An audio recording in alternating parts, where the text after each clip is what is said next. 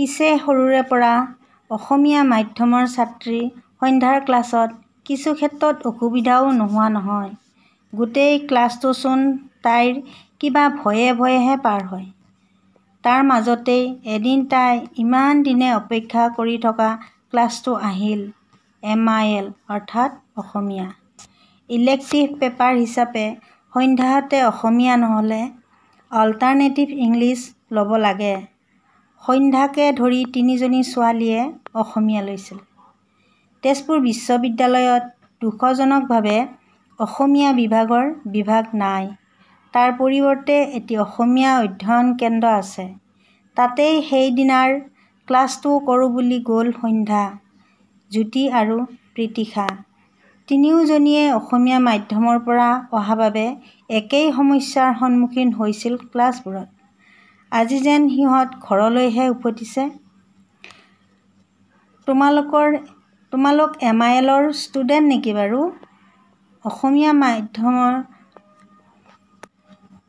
অসমীয়া অধ্যয়ন কেন্দ্ৰত সোমাওঁতেই বাইদেউ এগৰাকীয়ে সুধিলে। হয় বুলি মূৰ দপিয়ালে সিহঁতে।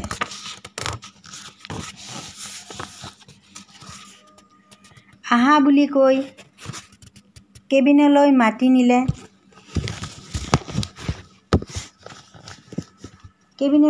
নিলে তেওঁ। তেখেত আছিল জুপিতৰা মেম, সন্ধ্যাহঁতৰ MILৰ পেপাৰখনৰ শিক্ষয়িত্ৰী। হাঁহিমুখীয়া মেমগৰাকীৰ লগত চিনাকি হৈ সন্ধ্যাহঁতৰ সঁচাই বৰ ভাল লাগিল। যেন ইমান দিনে এনেকুৱা এগৰাকী প্ৰবক্তাৰ বাবেই ৰৈ আছিল সিহঁত। মেমে সিহঁতৰ সমস্যাবোৰ শুনি এইবোৰ যে প্ৰথমতে ইয়াত হয়েই আৰু যে লাহে লাহে শেষ হ'ব তাকো ক'লে। এনেতে কেবিনৰ দুৱাৰমুখত কাৰোবাৰ মাত। আহিব পাৰোঁনে? মেমে বাহিৰলৈ চাই ক'লে,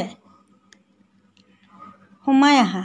মুখখন চিনাকি সন্ধ্যাহঁতৰ ক্লাছৰেই। এতিয়াহে সিহঁতে গম পালে 3জনী ছোৱালীৰ লগতে ল'ৰাজনৰো MILৰ ক্লাছ আছে।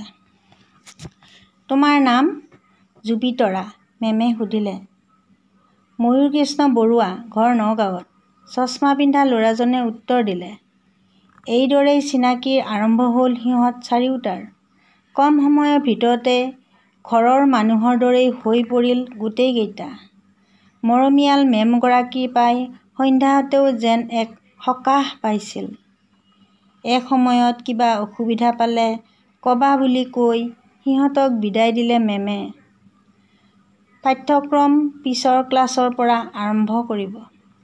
চাৰিওটা হাঁহিমুখেৰে ওলাল। দৈনিক ক্লাছ কৰাৰ উপৰিও লাইব্ৰেৰীত এপাক মৰাটো যেন সন্ধ্যাৰ অভ্যাসত পৰিণত হৈছিল। লাইব্ৰেৰীৰ সন্মুখৰ ফুলৰ বাগিচাখনে যেন হাত বাউলিহে মাতে তাইক। লাইব্ৰেৰীত সোমোৱাৰ আগত গছবোৰৰ কাষলৈ গৈ ফুলবোৰ চুই শুঙি শুঙি চায় সন্ধ্যাই। কেতিয়াবা আকৌ 2-এপাহি সৰা ফুল। সিদিনাও সৰি থকা ডালিয়া এপাহ বুটলি লৈছিল তাই। প্ৰিয়াই চিঞৰিছিল, আহিছানে তুমি ফুলেশ্বৰী? হাঁহি হাঁহি যাবলৈ লওঁতেই সন্ধ্যাৰ চকুত পৰিল লাইব্ৰেৰীৰ চাইকেল ষ্টেণ্ডটোৰ কাষতে তলসৰা বকুল বুটলি আছে এজনী ছোৱালীয়ে। এবাৰত ফুলখিনি শুঙিও চাইছে। সন্ধ্যাৰ এনে লাগিল যেন নিজকেই দেখিছে তাই। এই যান্ত্ৰিক মানুহবোৰৰ মাজত তেন্তে তাইৰ দৰে ফুল ভাল পোৱা মানুহো আছে। নিজে আগবাঢ়ি গ'ল তাই। সৰা ফুল ভাল পোৱা? সুধি পেলালে সন্ধ্যাই। বহুত বেছি। তুমিও? ঘূৰি চাই উত্তৰ দিলে ওখকৈ মেলা চুলিৰ ছোৱালীজনীয়ে। সন্ধ্যাতকৈ ডাঙৰ হ'ব চাগে, মূৰ দুপিয়াই উত্তৰ দিলে তাই। ফাৰ্ষ্ট ইয়েৰৰ হ'বা চাগে। কি নাম? বৰ মৰমলগা বাজনীৰ মাতটো। সন্ধ্যাৰাণী বৰুৱা, ইণ্টিগ্ৰেটৰ MA ফাৰ্ষ্ট ছেমি ফাইনেলৰ। বৰ ধুনীয়া নাম। অসমীয়া মাধ্যমৰ নেকি তুমি? বায়ে সুধিলে। আচৰিত হৈছিল সন্ধ্যা দুটা কথাত। প্ৰথমটো হ'ল তাই যে সঁচাকৈ অসমীয়া মাধ্যমৰ বাজনীয়ে কেনেকৈ জানিলে? দ্বিতীয়তে, যিখন ঠাইত কথাৰ মাজত চ' ডেট হোৱাই আদি নলগোৱাকৈ কথা শুনাই নাযায়, তাত আছামিজ মিডিয়াৰ ঠাইত অসমীয়া মাধ্যমৰ হয়। তুমি কেনেকৈ জানিলা? সন্ধ্যাটো সন্ধ্যা বুলি কোৱা নাই যে? বাজনীৰ উত্তৰ শুনি হাঁহি ৰখাব নোৱাৰিলে তাই। দুয়োজনীয়ে হাঁহি উঠিল। ওঠৰ তলৰ তিলটো জিলিকি থকা বাজনীৰ হাঁহিটো বৰ ধুনীয়া। লাইব্ৰেৰীৰ ফালে খোজ ল'লে দুয়োজনীয়ে। বেচেৰী প্ৰিয়া চাগে ৰৈ ৰৈ আমনি পাইছে। পিছে ময়ো EFLৰে দেই। তোমাৰ ছিনিয়ৰ হ'ম, বায়ে ক'লে। অঁ, তোমাৰ নামটো? চন্দালী শৰ্মা। আকৌ লগ পাম দেই সন্ধ্যা। আহোঁ এতিয়া। প্ৰথম লগ পোৱাৰ উপহাৰ বুলি এয়া বকুল দুপাহকে লোৱা। আঁতৰি গ'ল বাজনী। কিয় জানো মনটো ভৰি গ'ল সন্ধ্যাৰ। মনৰ মিল থকা মানুহবোৰক এইদৰে লগ পালে এনেই মনটো ভাল লাগে। বায়ে দি যোৱা বকুল দুপাহি লৈ লাইব্ৰেৰীলৈ সোমাই গ'ল সন্ধ্যা। লাইব্ৰেৰীত আছামিজ ছেকশ্যনৰ উপন্যাসবোৰৰ মাজত সন্ধ্যাই যেন বিচাৰি পাইছিল এখন অন্য পৃথিৱী। মৰম ভালপোৱাৰ এটি সৰু কল্পনাৰ পৰিধিৰ মাজত তাই বান্ধি ৰাখিব খোজে নিজক। লাইব্ৰেৰীৰ লগতে সন্ধিয়াৰ সময়খিনিত সীমা, মনীষা, প্ৰিয়া, জুৰিহঁতৰ লগত কেম্পাছটোত এপাক খোজ কঢ়াটো সন্ধ্যাৰ বাবে যেন অলিখিত নিয়ম। বৰ ভাল লাগে তাইৰ এই সময়খিনি। দিনটোৰ ব্যস্ততাৰ অন্তত সকলো যেন ওলাই আহে সেউজীয়াবোৰৰ মাজত অলপ প্ৰশান্তি বিচাৰি। প্ৰাণ চঞ্চলা হাঁহিৰ কোলাহলে সময়খিনিক যেন অধিক জীৱন্ত কৰি তোলে। কিন্তু জুনিয়ৰ হিচাপে সন্ধ্যাৰ বাবে পদে পদে নিয়ম। গতিকে 7:30 বজাৰ আগতেই হোষ্টেল সোমাবগৈ লাগে। অৱশ্যে এই নিয়ম জেনেৰেল ফ্ৰেছাৰ্ছলৈকেহে। সেইদিনাও সীমাহঁতৰ লগত সন্ধ্যা খোজ কাঢ়ি আছিল। নিৰিবিলিৰ ফালৰ পৰা এপাক মাৰি আহি সিহঁত এছেঞ্চিয়েল পাইছিলহি। সীমা আৰু জুৰিহঁতৰ প্ৰাগজ্যোতিকা হোষ্টেলটো সন্ধ্যাহঁতৰ হোষ্টেলৰ ঠিক বিপৰীত দিশৰ বাবে এছেঞ্চিয়েলতেই ৰৈ সিহঁতে কথাৰ মহলা মাৰিবলৈ লৈছিল। তেনেকুৱাতে হঠাৎ মনীষাই চিঞৰি উঠিল, ঐ অভিমন্যু, কলৈ যোৱা? সন্ধ্যাই তেতিয়াহে মন কৰিলে অভিমন্যুৰ লগতে সিহঁতৰ ক্লাছৰ 4টামান ল'ৰা সেইফালেৰে গৈ আছিল। এইজনীও যে কিয় জানো মাতিব লাগে সেইটোক মনতে ভাবিলে সন্ধ্যাই। সিহঁত আটাইকেইটা আগবাঢ়ি আহি সন্ধ্যাহঁতৰ লগত যোগ দিলেহি।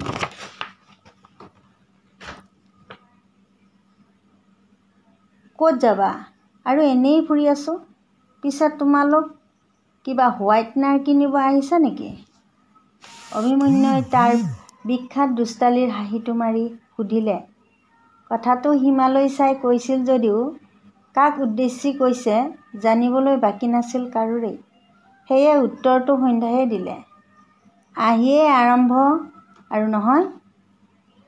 হাৰে, মইতো সীমাক সুধিছোঁ। কিছুমান আকৌ এনে লাগে। কি কয় বাৰু? অ' প্লিজ। আৰু হাঁ, ইমান বুৰ্বক কোনো নাই ইয়াত। কিয়, তুমিচোন আছাই। আটাইকেইটাৰ মাজত হাঁহিৰ জোৱাৰ উঠিল। তোমাক যে মই কেতিয়াবা। সন্ধ্যাৰ কথা শেষ নহওঁতেই সীমাই কৈ উঠিল, হ'ব হ'ব, তোমালোকৰ কাজিয়া আজিলৈ ইয়াতে শেষ কৰা। বাইদেৱে, আমিতো ভালকৈ চিনাকিয়েই হোৱা নাই। তাকেইতো, মই আৰিফ দেই। দি দিছোঁ চিনাকি, গুৱাহাটী আৰিফে কৈ উঠিল। ক্লাছত এক্টিভ ল'ৰাটোক সন্ধ্যাই অৱশ্যে চিনি পাইছিল, মাত্ৰ মাত বোলহে হোৱা নাছিল। মই অনুকৰণ, ডিব্ৰুগড়ৰ। সন্ধ্যা যেন এই মাতটোলৈহে ৰৈ আছিল। কথা বতৰাৰে সময়খিনি ধুনীয়াকৈ পাৰ হ'ল। কম সময়তে চিনাকি হৈ উঠিল গোটেইকেইটা। অনুৰণ আৰু অভিমন্যুই পাটকাই হোষ্টেলৰ। সন্ধ্যাই শুনিছে ইউনিভাৰ্চিটিৰ সকলোতকৈ ডাঙৰ হোষ্টেল হেনো সেইটো। নতুন হোৱাৰ বাবে দেখিবলৈ বৰ ধুনীয়া। অভিমন্যুয়ে তাৰ বিখ্যাত কায়দাৰে মাজে মাজে সন্ধ্যাক জোকাবলৈ নেৰিলে। সি আচলতে সন্ধ্যাহঁতৰ লগত একেই প্ৰগ্ৰেমৰ নহয়। ডিপাৰ্টমেণ্ট একে হ'লেও সি ইণ্টিগ্ৰেটৰ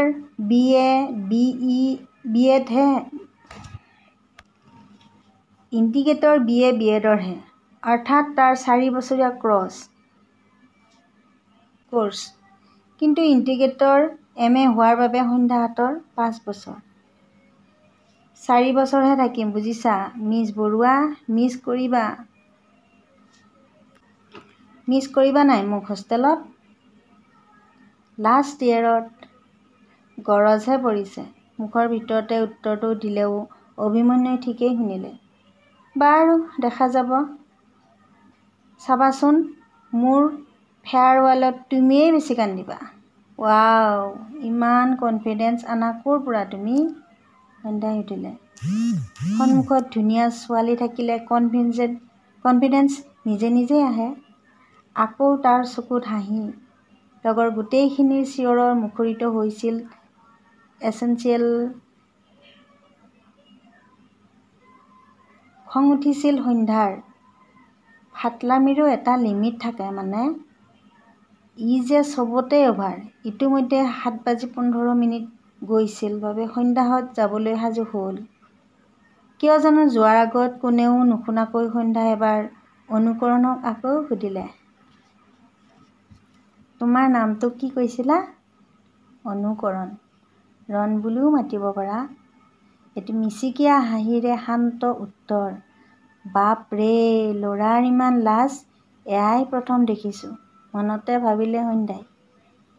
সিহঁত যোৱাৰ পাছত কিবা অলপ ভাল লগা হৈ সোৱণশিৰিলৈ আগবাঢ়িল সন্ধ্যা।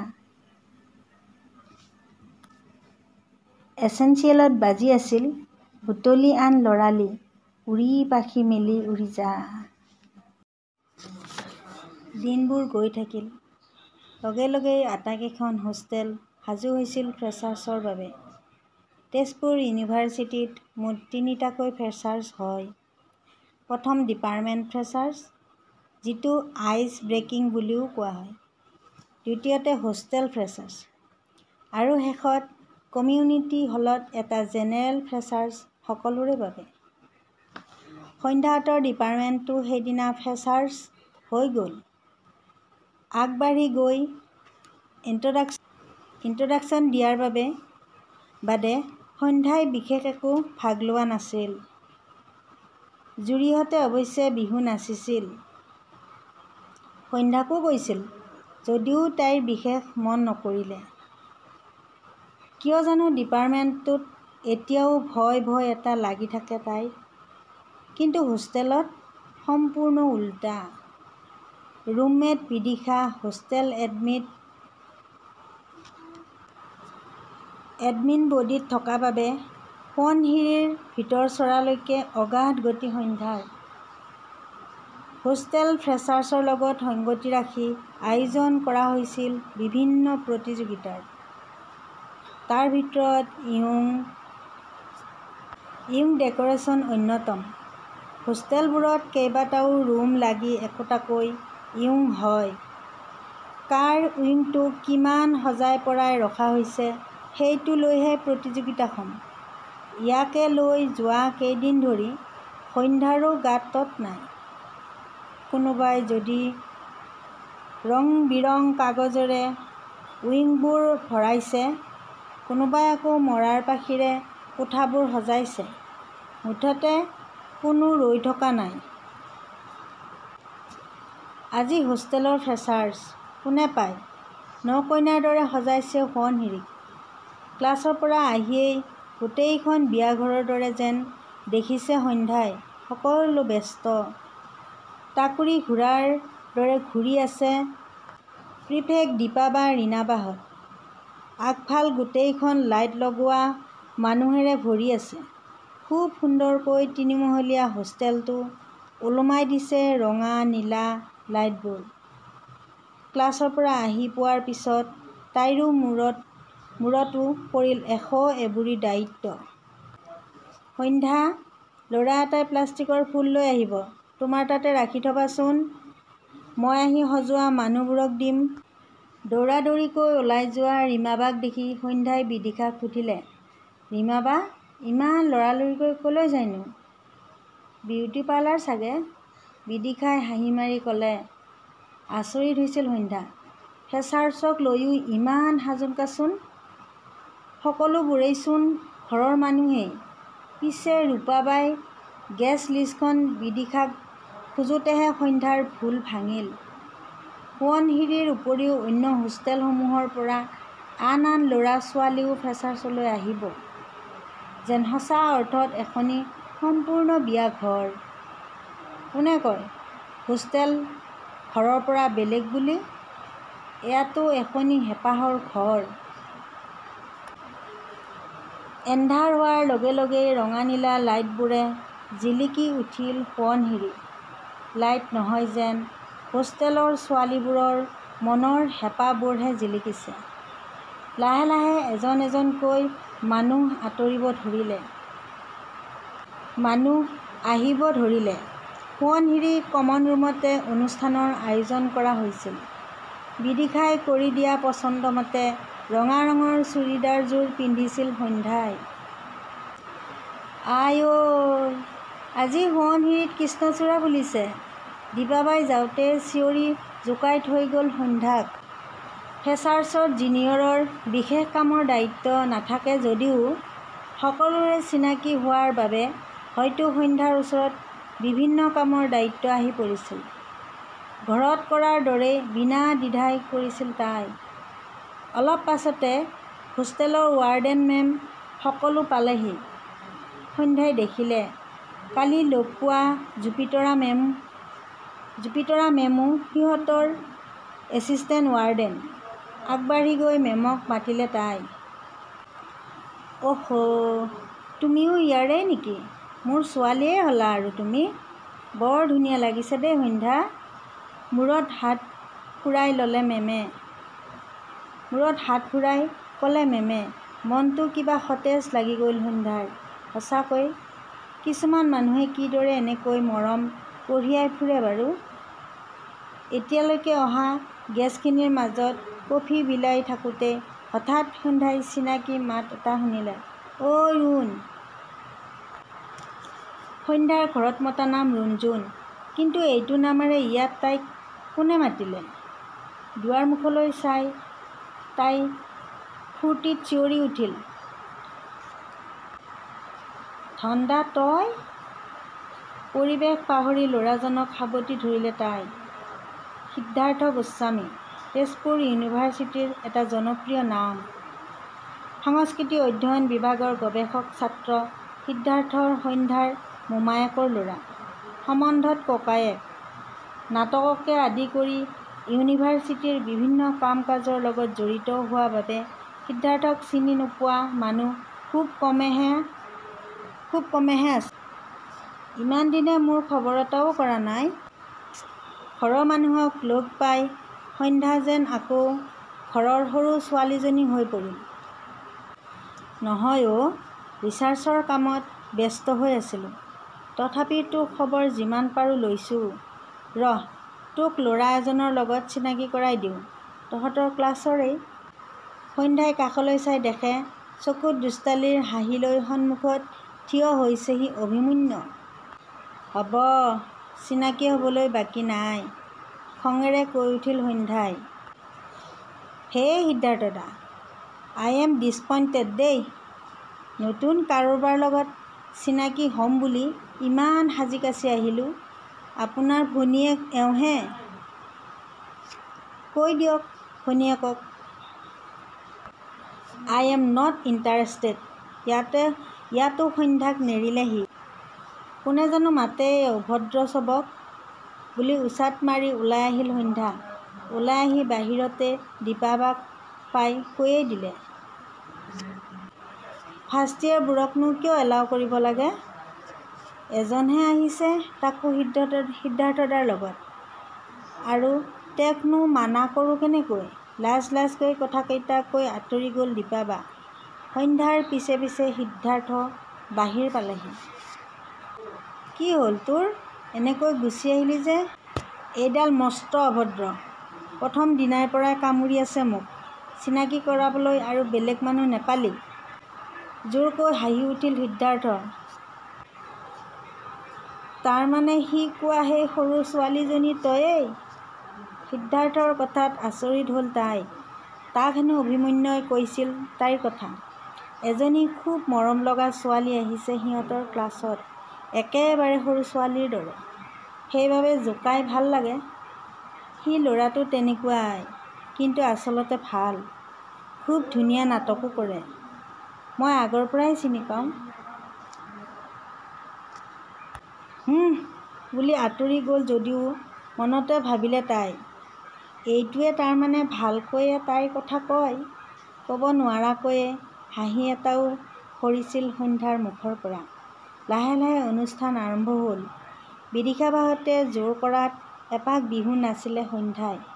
অনুষ্ঠান চলি থকাৰ মাজতে সিদ্ধাৰ্থই সন্ধ্যাক কাষলৈ মাতি আনিলে। সৌ ছোৱালীজনীয়ে কফি পোৱা নাই, যা দি আহ। ইমানবোৰ ছোৱালী থাকোঁতে তোৰ চকু সেইজনীক যে? দুষ্টালিৰ হাঁহিৰে খিলখিলকৈ সিদ্ধাৰ্থক জোকালে সন্ধ্যাই। চি চি, দাদাই সোৱণশিৰি বদনাম নহওক বুলি কিবা এটা কৈছে। এৰ আকৌ প্ৰত্যেকটো কথাতে বেয়া মিনিং। অভিমন্যুৰ টপতকৈ উত্তৰ।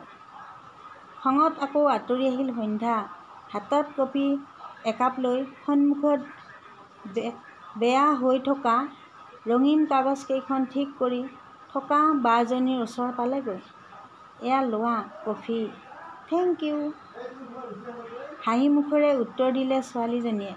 তাইৰ নাম শিখা, ধনচিৰি হোষ্টেলৰ এডুকেশ্যন মাষ্টাৰ্ছ। সন্ধ্যাৰ জানি ভাল লাগিল, তাইও বিশ্বনাথ চাৰিআলিৰে হয়। লাহে লাহে অনুষ্ঠান শেষ হ'ল। সন্ধ্যাহঁতৰ উইংটোৱেই জিলিকিল প্ৰতিযোগিতাত। সন্ধ্যা হোষ্টেলত আৰু জনপ্ৰিয় হ'ল।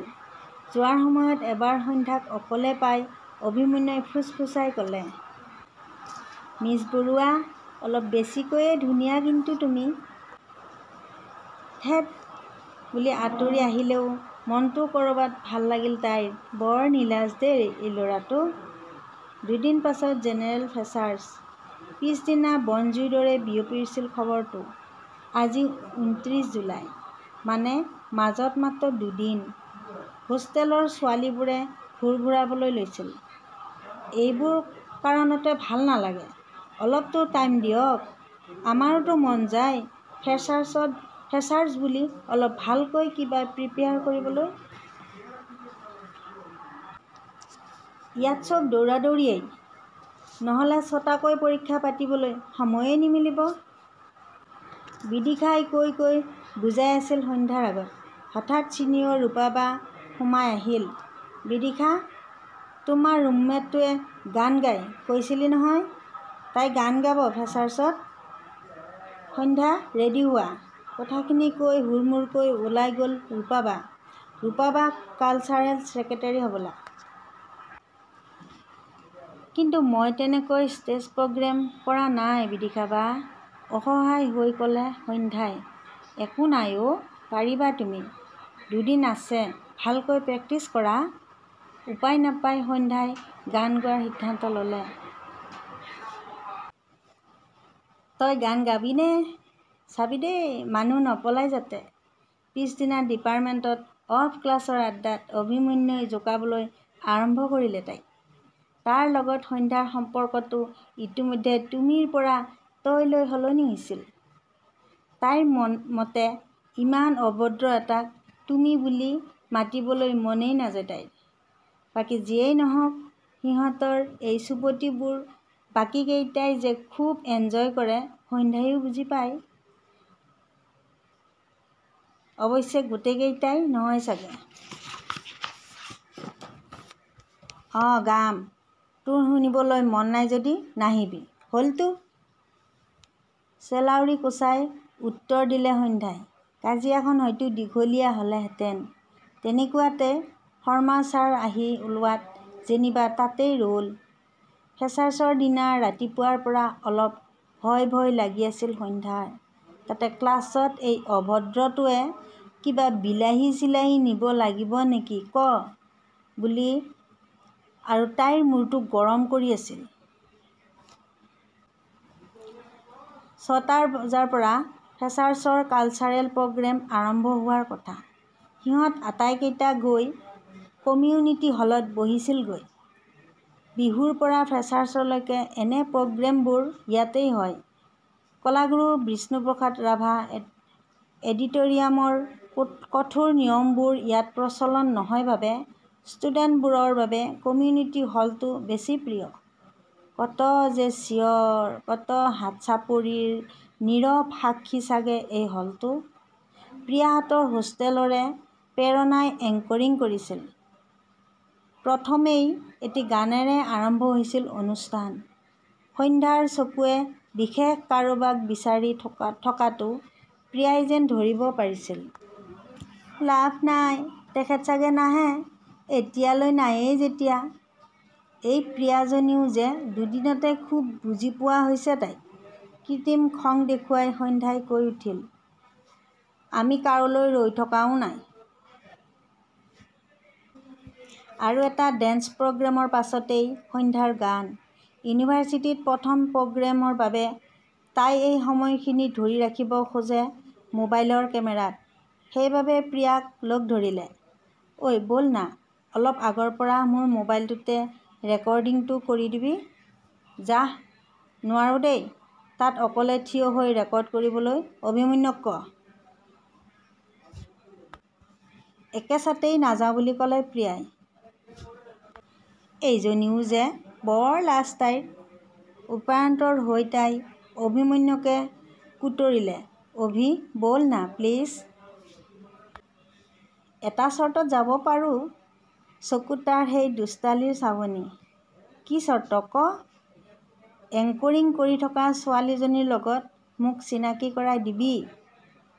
কেনেকুৱা অসভ্য ই বাৰু। বেলেগ সময় হোৱা হ'লে বৰ ভালকৈয়ে জাৰিলে হয়। কিন্তু এতিয়া জোকাই ল'লে নিজৰেই ক্ষতি। হ'ব দে দিম, ব'ল এতিয়া। প্ৰিয়া জুৰিহঁতক তাতে এৰি সন্ধ্যা আৰু অভিমন্যু আগুৱাই গৈ আছিল। হঠাৎ অভিমন্যুৰ ফোনটো বাজি উঠিল। ঐ কোৱা। নাই, এটা প্ৰগ্ৰেমৰ পাছতেই হ'ব আৰু। প্ৰিয়াহঁতৰ পাছত আছে। মই এইৰ লগত আগলৈ আহিছোঁ। ৰেকৰ্ড কৰি দিব লাগে বোলে। অ'কে। আহা। ফোনটো কাটি থ'লে সি। ইতিমধ্যে সিহঁত আগ পাইছিলগৈ।